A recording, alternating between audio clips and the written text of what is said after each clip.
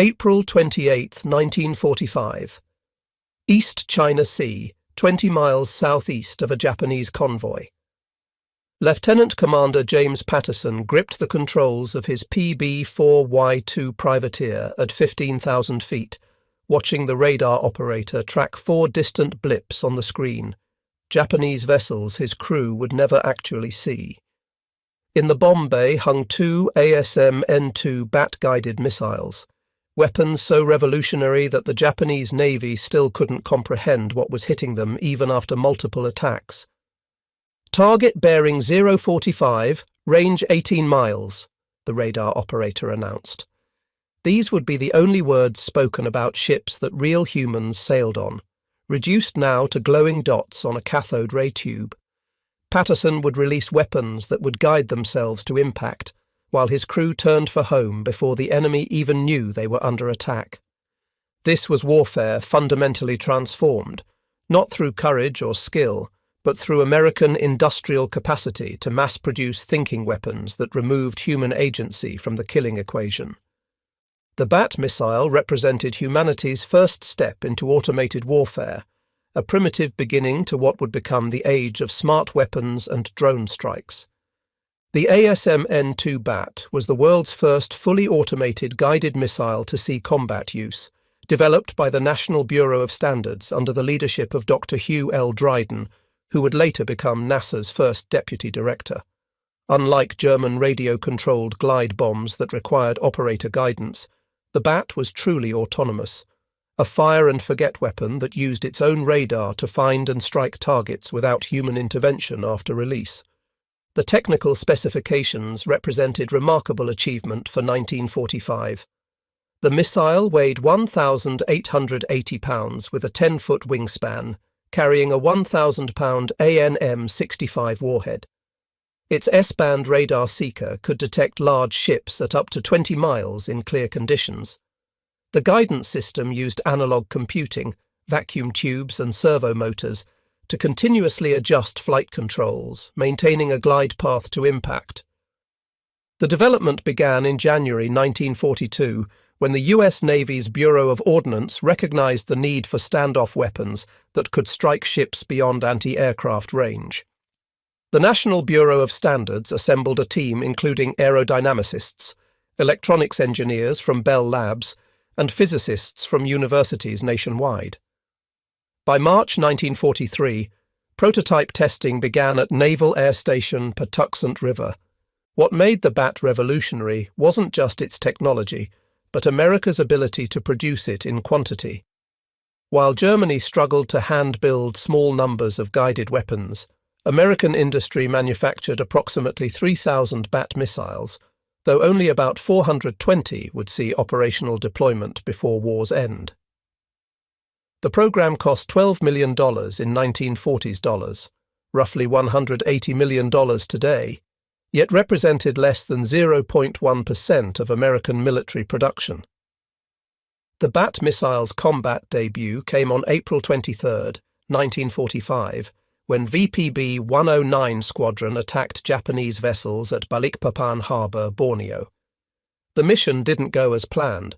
Both missiles failed due to technical defects, a reminder that even revolutionary weapons faced teething problems. However, subsequent missions would prove more successful. On April 28, 1945, VPB-109 achieved the Bat's first confirmed kill, sinking a Japanese patrol vessel in Balikpapan Harbour. The weapon had travelled approximately 9 miles from release to impact, with the launching aircraft already turning for home when the explosion occurred. For the Japanese sailors, death came from an empty sky with no warning, no engine noise, no visible attacker. The psychological impact exceeded the physical destruction. Japanese naval personnel had no framework for understanding what was happening. Their training emphasized visual combat, ship-to-ship engagement, and anti-aircraft defense against diving planes. The concept of a bomb that could see and think was simply outside their comprehension. The technology gap. To understand the significance of the Bat missile, one must grasp the technological chasm between American and Japanese capabilities by 1945. Japan had entered the war with excellent torpedoes, superior night fighting techniques, and well-trained naval personnel. Their Type 93 Long Lance torpedo was arguably the world's best, with greater range than any American equivalent. But while Japan refined existing technologies, America invented entirely new categories of weapons. The bat incorporated miniaturized radar, analog computing, gyroscopic stabilization, and automated control systems, technologies Japan not only lacked but couldn't conceptually understand. Japanese engineers who examined captured American radar equipment could identify individual components but couldn't grasp how they worked together as integrated systems. The disparity went beyond mere technology to industrial philosophy. American production emphasized standardization and mass production. Every bat missile used interchangeable parts manufactured to precise specifications. Japanese production remained largely artisanal, with components hand-fitted by skilled workers. This difference meant America could produce complex guided weapons faster than Japan could build conventional bombs. The historical record shows the bat missile achieved modest but meaningful success. On May 1, 1945, VPB-109 sank a second small vessel, likely a patrol boat or coastal craft, off Borneo. The squadron's war diary records this as a successful attack on enemy shipping, though the exact vessel type wasn't identified. The most significant success came on May 28, 1945, when VPB-109 attacked the Japanese escort vessel, Kaibokan, Aguni, near Okinawa. The bat missile struck the ship but didn't sink it. Aguni survived with heavy damage, limping to port for repairs that would never be completed before war's end. While not a sinking, this attack on a proper warship demonstrated the weapon's potential against defended targets. On June 18, 1945, VPB-109 achieved its final confirmed kill, sinking another small patrol vessel. Additionally, the squadron destroyed at least one oil storage tank on land, proving the bat could engage stationary targets as well as ships. These three confirmed sinkings, all relatively small vessels, might seem modest compared to the thousands of ships sunk by conventional attacks. However, they represented something far more significant: proof that warfare could be conducted by machines acting independently of human control. The other bat-equipped squadrons, VPB-123 and VPB-124, achieved no confirmed successes. Their after-action reports describe numerous problems: radar seekers confused by land masses, humidity damaging electronics, and difficulty distinguishing targets in congested waters. Crews often jettisoned missiles without attempting attacks rather than risk bringing armed weapons back to base. Post-war analysis by the Joint Army-Navy Assessment Committee concluded the bat's effectiveness was mediocre at best in actual combat conditions. The weapon worked well in testing against isolated targets in open water, but struggled in the complex environment of real warfare. Radar clutter from islands, interference from weather, and the primitive nature of 1940s electronics all degraded performance. Yet even this limited success terrified Japanese naval personnel. They had no countermeasures, no understanding of what was attacking them, and no effective defense. Ships struck by bat missiles reported being hit from nowhere by weapons that gave no warning. The psychological impact far exceeded the physical damage. The bat missile program symbolized the fundamental difference between American and Japanese approaches to warfare. America could afford to spend millions developing a weapon that sank only 3 small vessels because the investment advanced technology that would define future conflicts. Japan, meanwhile, couldn't even conceive of such weapons, much less counter them. American production methods allowed rapid iteration and improvement.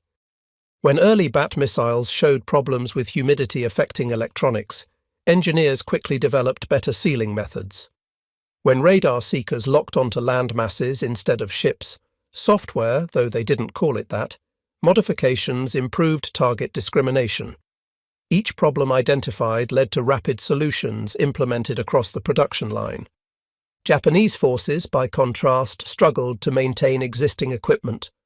By 1945, fuel shortages meant ships often couldn't sail, ammunition quality had degraded due to material shortages, and radar sets, what few existed, frequently failed due to lack of replacement parts. The technological gap wasn't just about advanced weapons, but basic industrial capacity. Behind the Bat missile's development were thousands of American scientists and engineers who approached warfare as an engineering problem to be solved. Dr. Hugh Dryden, who led the National Bureau of Standards team, viewed the project through the lens of aerodynamics and control theory rather than military strategy. His team included specialists in fields that barely existed before the war: servo mechanisms, analog computing, radar technology. On the Japanese side, naval officers trained in traditional warfare found themselves facing weapons that negated their lifetime of preparation. The emphasis on spiritual strength, warrior courage, and aggressive tactics meant nothing against weapons that killed from beyond visual range. The samurai tradition that informed Japanese military culture had no answer to American industrial warfare. The Bat missile attacks created unique psychological trauma among Japanese sailors. Death in battle they understood and accepted. But death from invisible, thinking weapons struck at fundamental beliefs about warfare and honor. Survivors reported confusion, helplessness, and a sense that they faced something beyond normal combat. While the Bat missile represented automated warfare, Japan responded with the opposite extreme: the kamikaze. Where America removed pilots from danger through technology, Japan turned pilots into human-guided missiles through ideology. This contrast illustrated perfectly the different civilizational approaches to warfare. The kamikaze program, initiated by Vice Admiral Takejiro Onishi, explicitly aimed to counter American technological superiority through spiritual superiority. "We cannot match American science," Onishi stated, "but we have what they lack: warriors willing to die." The parallel development of these opposite approaches, mechanical precision versus human sacrifice, defined the final phase of the Pacific War. American sailors facing kamikaze attacks experienced terror similar to what Japanese sailors felt against guided weapons, death arriving too fast to counter from attackers who couldn't be deterred. But where the Bat represented the future of warfare, kamikaze attacks were the last gasp of a martial tradition being crushed by industrial modernity. The Bat missile operated within the larger context of America's systematic strangulation of Japan through technological superiority. Operation Starvation, conducted by B-29 bombers dropping magnetic and acoustic mines, had by April 1945 virtually eliminated Japanese coastal shipping. Submarine warfare had destroyed most long-range merchant vessels. The Bat missile added another layer to this comprehensive interdiction campaign. While the Bat's direct contribution, 3 small vessels sunk, was minimal, its psychological impact multiplied effectiveness across all American operations. Japanese captains became reluctant to sail even in areas where no Bat-equipped squadrons operated.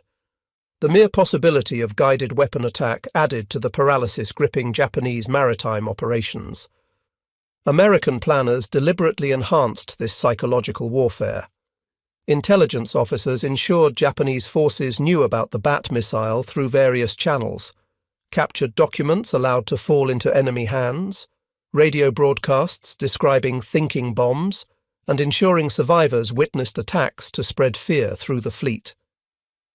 The Bat missile represented remarkable achievement, but also revealed the limitations of 1940s technology.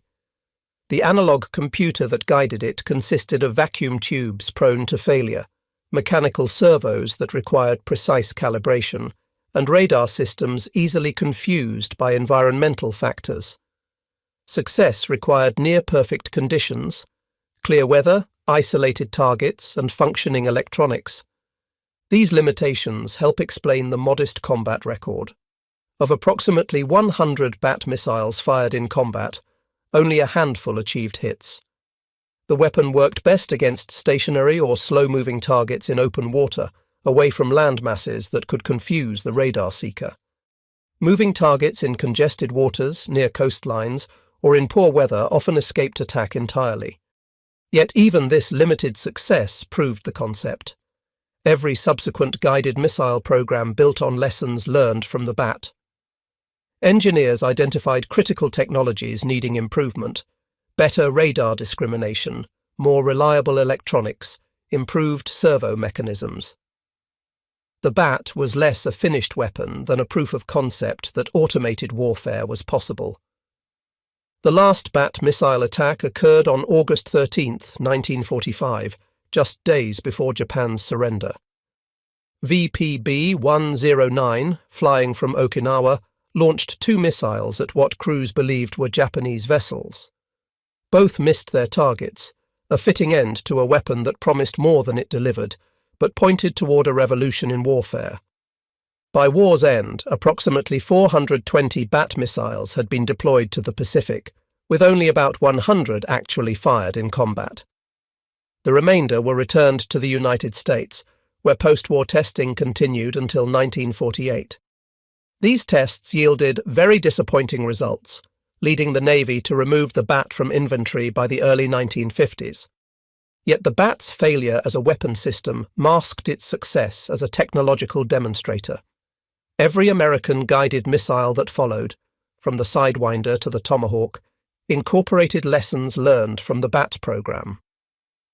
The engineers who worked on the bat went on to lead development of Cold War missile systems. Dr. William McLean, who contributed to the bat's guidance system, later developed the Sidewinder air-to-air missile using principles proven by the bat. Military historians debate the bat missile's significance. Its combat record, 3 small vessels sunk, hardly seems worth the $12 million investment and massive engineering effort. Critics point out that conventional bombing achieved far greater results at lower cost. A single successful torpedo bomber mission might sink more tonnage than the entire bat program achieved. However, this narrow view misses the bat's true importance. It proved that guided weapons were practical, that autonomous systems could function in combat, and that future warfare would depend on sensors and computers rather than human skill. The bat was the first step toward precision-guided munitions that would revolutionize warfare in Vietnam, the Gulf War, and beyond. The bat also demonstrated American industrial philosophy, the willingness to invest in revolutionary technology, even when immediate returns were uncertain. While Japan struggled to maintain existing capabilities, America explored entirely new categories of weapons. This approach to innovation, more than any specific weapon, determined the war's outcome. Japanese naval records from 1945 reveal confusion about what was attacking their ships. Some reports describe guided torpedoes, others mention robot aircraft. Still others speculate about death rays. The inability to understand the threat made developing countermeasures impossible. Post-war interviews with Japanese naval officers revealed the psychological impact of facing automated weapons. They understood being outproduced, outgunned, and outnumbered. But being killed by thinking machines struck at fundamental assumptions about warfare. Several officers described feeling that they faced not just superior technology, but a different conception of what war meant. The Japanese Navy's Technical Bureau did attempt to analyze the threat, but without captured examples or understanding of the underlying technology, their efforts went nowhere. Proposals for countermeasures ranged from the practical, smoke screens to confuse radar, to the desperate, suicide swimmers to intercept the missiles. None were implemented before war's end. The bat missile's DNA runs through every modern precision weapon. The concept of fire-and-forget engagement, autonomous target selection, and standoff attack all originated with the bat. Modern anti-ship missiles like the Harpoon and Exocet are direct descendants, incorporating the same basic concept with improved technology. The ethical questions raised by the bat about automated killing, the removal of human decision-making from lethal force, and the psychological impact of fighting invisible enemies presaged modern debates about drone warfare. The Bat was the first weapon to kill without human guidance after launch, crossing a threshold that military ethicists still grapple with. For the US Navy, the Bat provided crucial lessons about guided weapon development. The importance of reliable electronics, effective target discrimination, and operational simplicity all emerged from the Bat's mixed combat record. These lessons informed every subsequent missile program, saving years of development time and millions of dollars. The Bat missile program's statistics reveal both achievement and limitation. Total produced, approximately 3,000 units. Deployed operationally, 420 units. Fired in combat, approximately 100 units. Confirmed ships sunk, 3, all small vessels. Ships damaged, 1, escort vessel Aguni. Program cost, $12 million, $1945. Development time, 36 months from concept to combat.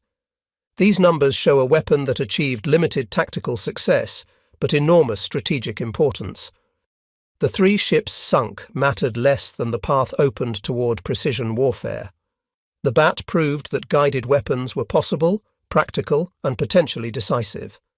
The ASMN-2 Bat missile stands as a watershed moment in military history, the first autonomous weapon to kill in combat without human control after launch.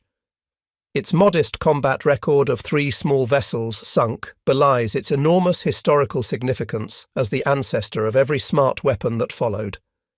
For the Japanese sailors who faced it, the Bat represented incomprehensible technology that negated everything they understood about naval warfare. Death arrived from empty skies, delivered by machines that could see in darkness and think faster than humans. They were the first warriors in history to face truly automated weapons, and their confusion and terror marked humanity's entry into an age where wars would be fought as much by algorithms as by soldiers. The Bat missile didn't win the Pacific War. That victory came from overwhelming American production, superior logistics, and ultimately atomic weapons. But the Bat showed the future of warfare: precision rather than mass, automation rather than courage, technological superiority rather than warrior spirit.